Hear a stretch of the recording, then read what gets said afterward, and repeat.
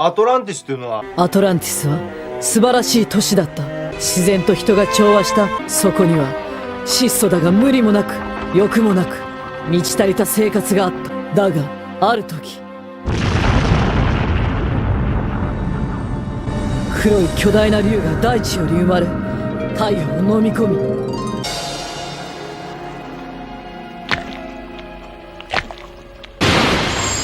オレイカルコスが生まれた。オリハルコン。アトランティスで使われてた金属だよ。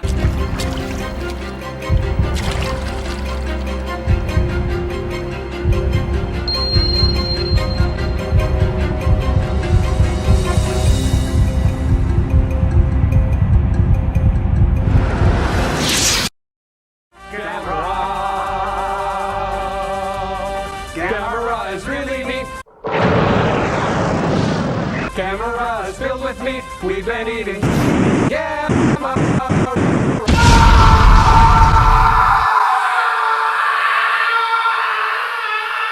Welcome, I'm the Kaiju no Kami, and tonight we take a look at the final installment of the Gamera Heisei Trilogy, The Revenge of Iris. Gamera had been brought back in the mid-90s with a duo of highly successful movies. Guardian of the Universe came out in '95, while Attack of Legion followed up just barely a year later in 1996. A new Gamera movie was on the horizon, but it was not released until 1999. Kaneko not only retained his directorial role, but he also co-wrote the script with series writer Kazunori Ito. Together, they created a new monstrous villain to battle Gamera, which was named Iris. This mouthless creature is considered to possibly be the original Gyaos, although its exact origin is never discovered within the movie's story, so all beliefs are based on the minimal revelations found throughout the movie's convoluted narrative. Many consider this to be the greatest Gamera movie of all time. Some say the scale is much bigger than that, and that it is also the greatest Kaiju movie ever made. Is it? Well, let's find out. Nagamine kickstarts the movie with finding another Gyaos at a village near the equator. From here, we travel back to Japan, where the Navy has discovered a strange graveyard below the sea. They send out the yellow submersible to investigate. What is with these movies and yellow submarines? We all live in a yellow submarine, a yellow submarine, yellow submarine. Only to discover the necropolis is littered with dead Gameras. We are also introduced to government fortune teller Sakura Mito and a strange man who likes to talk the talk named Kaurata Shinya. Senator Yamazaki and Toru Tezuka portray this ominous duo who just spout off nonsense about heaven and earth after learning that all the Gamera medallions shattered at the same time during Legion's attack. 天と地とが背き合う、滅びるかもしれぬ。平穏に見えても危機はすぐ目の前にある。五教の一つ、易経にある言葉です。What the hell are you talking about? From there, we move into a small village where we are introduced to a new girl, Ayana Hirasaka, played by Ai Maeda, who has been in the likes of Battle Royale, Kill Bill, and is the current voice of Sailor Pluto and Sailor Moon Crystal. Ayana's family was killed by Gamera during his battle with the Gyaos back in 1995, and she constantly has nightmares of it, including her obscured perception of what Gamera looked like back then. Unfortunately, Ayana feels lonely living with her aunt and uncle and is also constantly bullied at school to the point that she is willing to break into a shrine that is believed to house a strange ancient creature. この中に流星蝶が寝てるって言い伝えがあるんよ。Ryuseo, you're in this movie? I didn't know that. うちは先祖代々流星蝶の眠りを守ってきた。Oh, I see. It's Ryusei Cho, not O. This is Ryusei O. The other thing, whatever it is Ryusei Cho. Gotcha.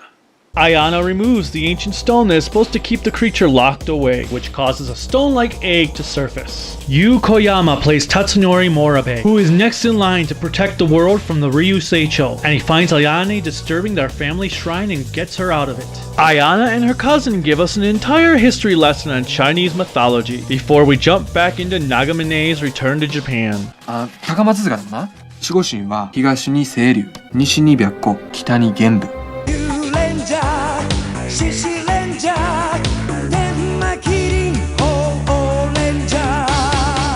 南がない。朱雀やな。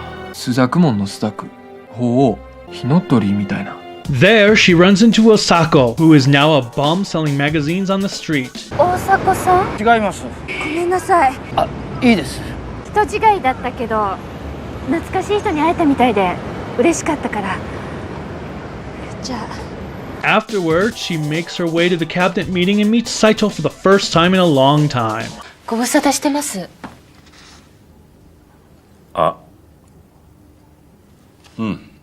Well, hello to you too, Dick. In the meantime, Osako is out getting a drink during one of the busiest nights in Shibuya when he notices a gyaos up in the sky.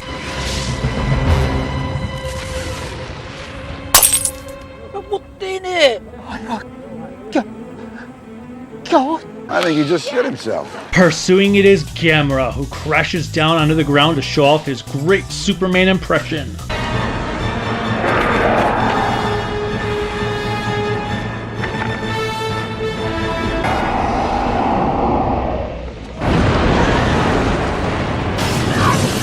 This scene is quite superb as it shows off monsters being monsters. Not only that, but I love how the environment itself reacts in such a realistic manner. Just look at how everything is done.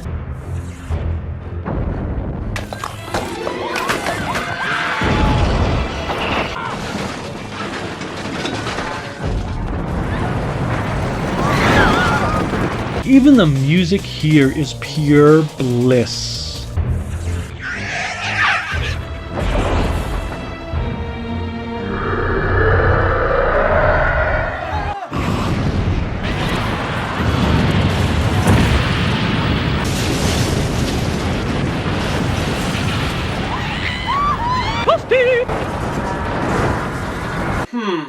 Everything appears to be bigger, badder, darker. Oh yeah, it was the 90s. So, hold on one moment here. It's the 90s, dog! Everything is to the extreme! Fuck, you're old. Fake laugh, hiding real pain. So yeah, in this battle, a lot of people die. Osako nearly does from the gyaos thunderstorm.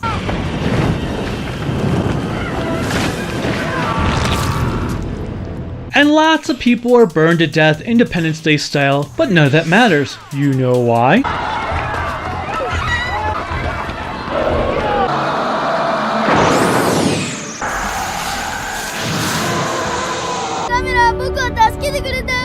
Yep, that is right. All of that death and destruction Gamera just caused is A-okay because he saved a child.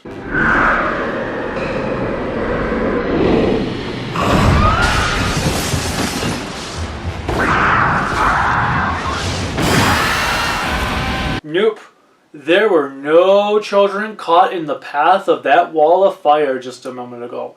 Not one bit. And it burns, burns, burns, the ring of fire, the ring of fire. Moving back to Ayana's story, the egg is hatched and out of it came some strange monster that she decided to call Iris, named after her dead cat. She also found a curved jewel that is similar to the one Asagi had used to connect to Gamera, which lets her thoughts of vengeance flow into it. 決めたの。イリス。この子は私が育てるから。育てて。仇を取ってもらうから。 In time, the creature grows into CGI and wraps its tentacles around Ayana.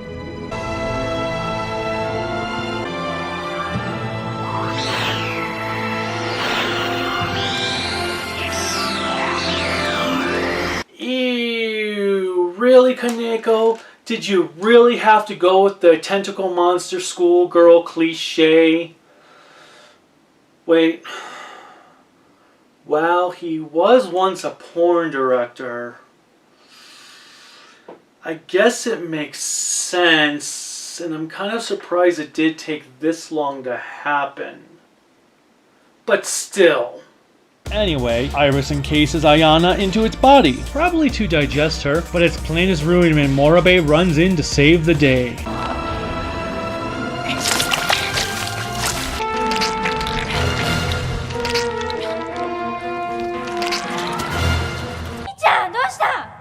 だが Ayana is taken to a hospital in Tokyo while Nagamine decides to check out the new Sega Dreamcast. Hey, Nagamine, what game are you playing?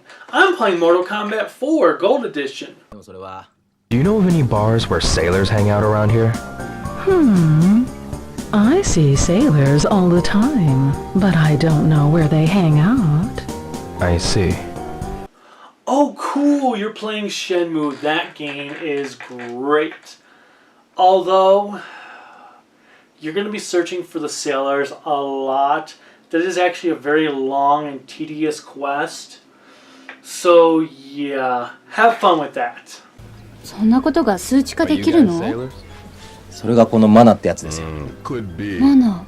Asagi meets up with Nagamine. 自分にとってガメラって何だったのか知りたくて勉強しました。どうしてあの時ガメラの心が見えたのか。メラネシアや太平洋諸島ではマナという考え方があります。Mana? The hell? 私たちマナを見てると思います。Aren't you guys supposed to be trying to figure out why monsters are constantly attacking Japan instead of comparing your magic decks? カメラもマナを消費した。この星の環境を激変させてしまうから。それがギャオスを大量発生させた。レギオンが日本に飛来したのもマナと関連があるのかもしれない。日本はマナの消費の中心にあったから。私はガメラを信じます。Afterwards, Nagamine visits Osako, who proceeds to give her his whole life story. ギャオスを忘れるために遠くへ行こう。牛や馬と暮らそうと考えて北海道へ行ったとですよ。酪農はきつか仕事やった。おいには務まらんやった。それでビール工場の警備員隊。そしたら今度はレギオンですよ。一人になるのが恐ろしゅうて東京に出てきたとです。She begs for his assistance and they head out to Ayana's village, only to find it in ruins.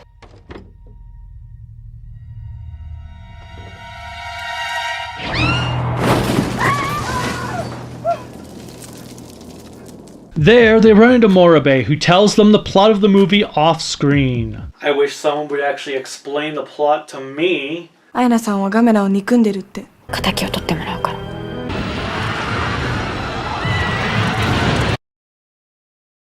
Thank you.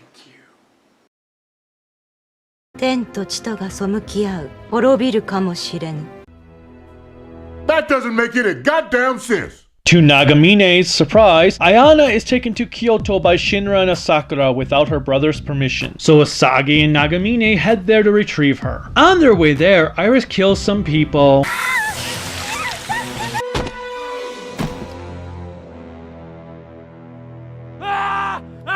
And is attacked by the military.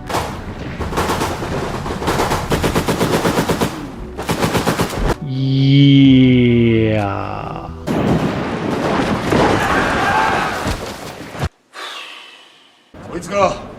Hold on a minute. Whoa. Wait, hold on. Go back a little. Go back there a little. Is that Kenjiro Ishimaru?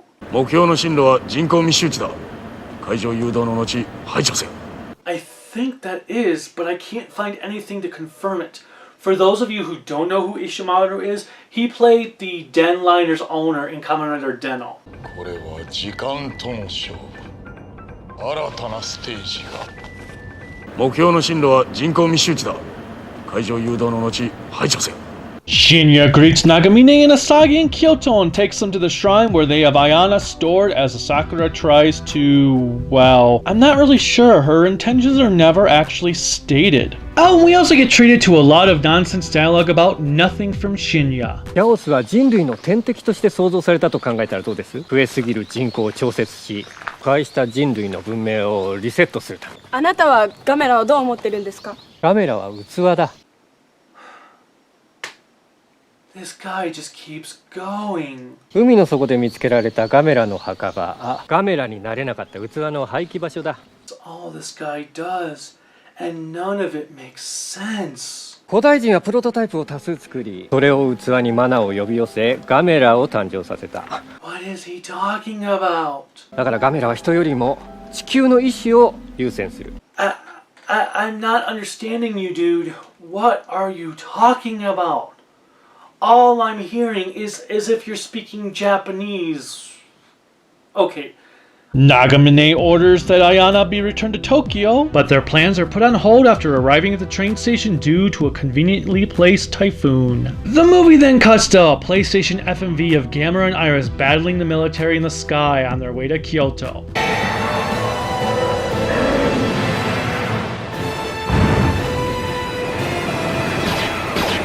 Oh, come on. Okay, come on. No. Oh, come on, he got away. Oh, military. Gotta get away from the military.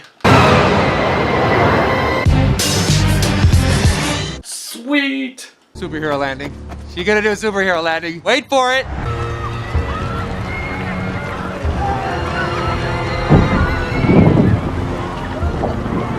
Superhero landing! Iris lands and begins making his vicious onslaught as it makes its way towards Ayana. Gamera finally arrives.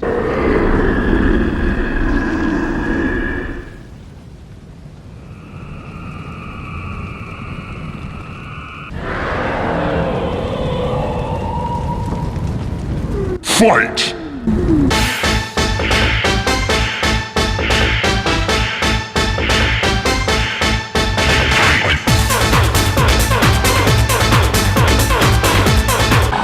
Asagi tries to convince Ayana, Gamera good, Iris bad, while Asakura grabs the medallion only to be killed by the monster Scuffle. の神と交わりて悪しき玉と戦わん。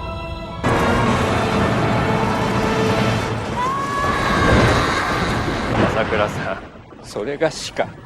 Come on! Will somebody shut this guy up? 怖いぜやっぱり。Thank you. Morobe arrives on the scene thanks to Asako, and he tries to save Ayana from Iris by attacking him with his family's ancient dagger.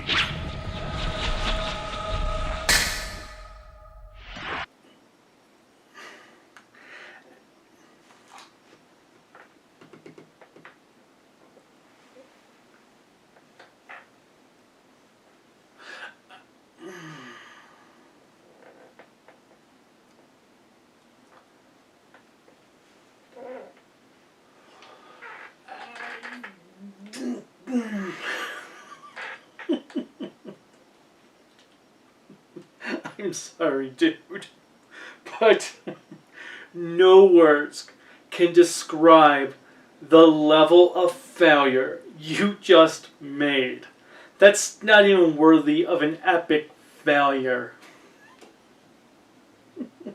Morobe is knocked aside like an insect while Ayana is absorbed into Iris's chest. Once again, tentacle monster, schoolgirl, just saying.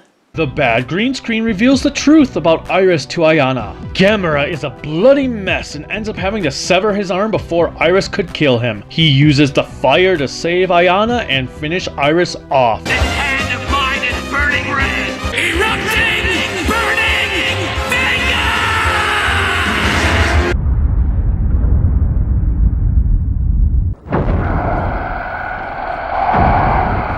Fatality. Once again, the country of Japan is saved. アメリカ、中国並びにロシア軍からの連絡によると、我が国にギャオスの群れらしき多数の飛行隊が向かってきているとのことだ。Or not.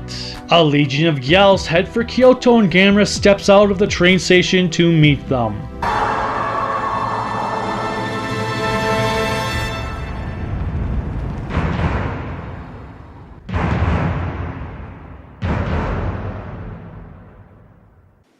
That's it?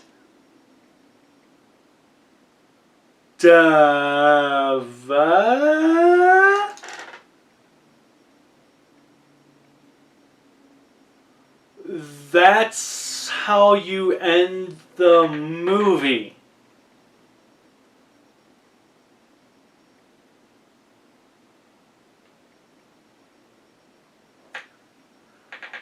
What kind of ending was that? That is so lame!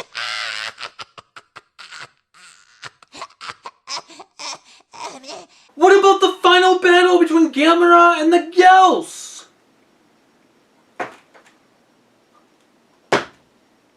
Okay.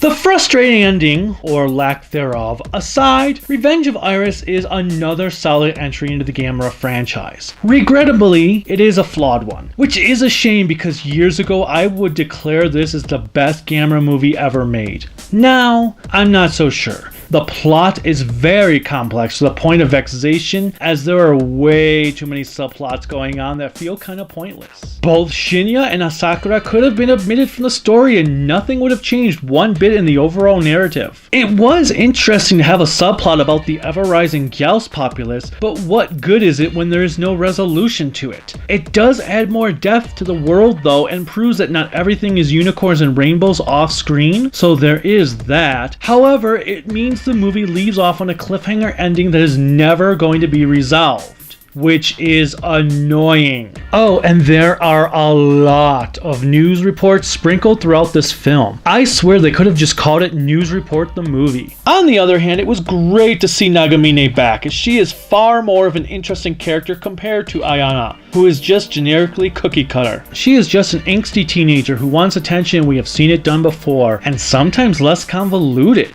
There was just way too much going on in this movie to really understand Ayana's point of view, as she comes off very selfish and entitled. Getting rid of Asakura and Shinya to put more focus on Ayana would have been beneficial to her character, as maybe we could have seen her point of view more sympathetically. As is, we don't. So we can't. Alternatively, I do like the contrast between Asagi and Ayana, so it was a shame those two barely interacted with each other. The thought of having both a good priestess and a bad priestess could have really added a brand new dynamic to the franchise. Iris itself is an interesting design, but I would have rathered it wasn't done mostly in CGI. Thankfully, the conveniently plotted typhoon hides a lot of its low points, so you barely even think about it in the fast-paced action scenes. The original form for it is so strange because it is hinted to have the same chromosomes as the Gyaos, so why it doesn't look like a Gyaos, or even a bird creature in general, is beyond me. This also makes little sense because they said it is supposed to represent the Phoenix of the South in Chinese lore, but it looks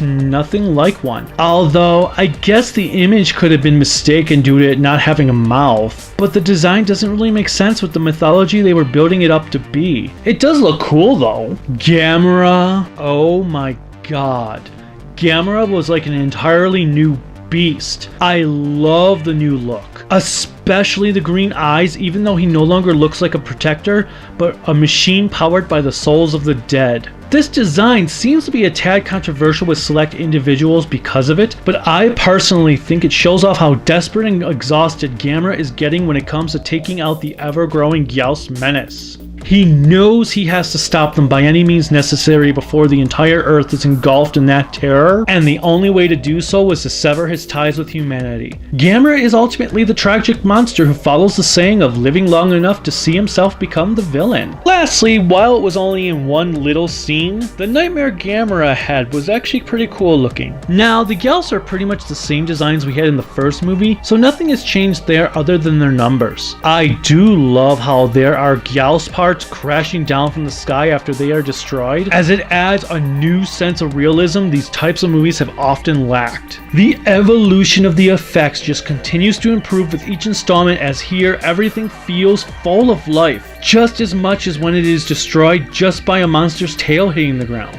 Higuchi's supervision surely improved over time, and we are treated to the end result in this work of art. One of my favorite moments is when the Gyaos in Shibuya is shooting its beam, and we see the front of the building fall off from it by the reflection of the building across the street. In fact, the entire battle scene in Shibuya is hands down one of the greatest moments in Kaiju history. As with the previous two incarnations, the CGI and the green screen effects are pretty bad. Ko Otani continues to plow through an impressive score that fits every scene to a T. It doesn't matter if it is from the Gyaos extermination scene,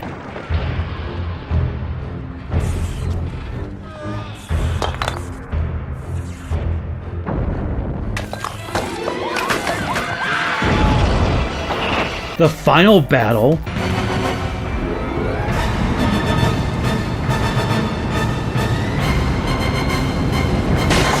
to just when Ayana first meets Iris.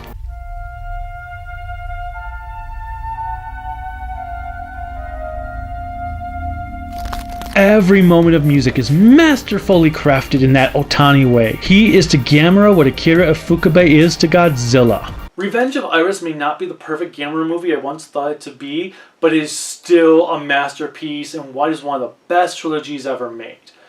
Yeah, its lack of a conclusion and its convoluted plot do take its toll on the movie, but that is just a minor nitpick in the grand scope of things. If you have not seen this movie yet, why are you still here? Go right now to your favorite retailer and buy it. Wait. When I said right now, I meant after you finish my video, silly turtle. That's better. Until next time, bye.